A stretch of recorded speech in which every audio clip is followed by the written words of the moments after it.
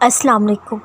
اللہ سے مانگنے کے بعد ناممکن کے گمان نہیں رکھتے، مانگنے کے طریقے سکھا کر جو تمہیں کب سے سن رہا ہے جان لو ہر کسی سے وہ اتنے رابطے نہیں رکھتا۔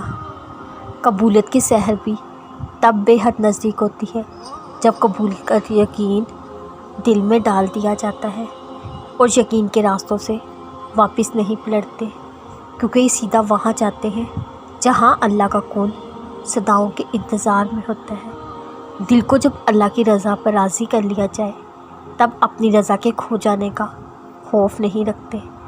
اللہ سے مانگنے کے بعد ناممکن کے گمان نہیں رکھتے، مانگنے کے طریقے سکھا کر جو تمہیں کب سے سن رہا ہے وہ جان لو ہر کسی سے وہ اتنے رابطے نہیں رکھتا۔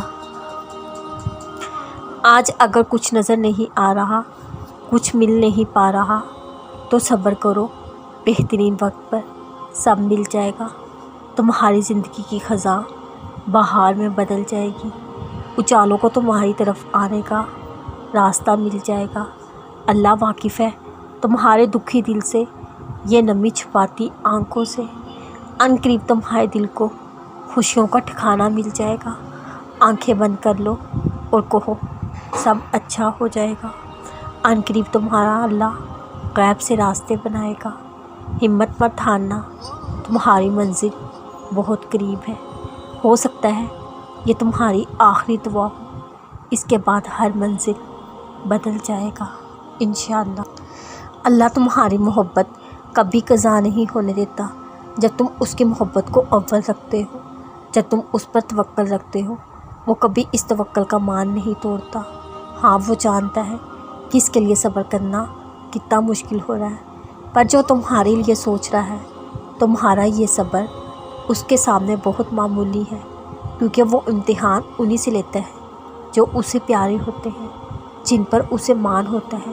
یہ آخری وقت تک مجھے منائیں گے، مجھ سے مایوس نہیں ہوں گے، جو آزمائش طویل ہونے پر دعائیں طویل کر دیں گے، جو اگر ٹوٹیں گے تو سجدے طویل کر دیں گے۔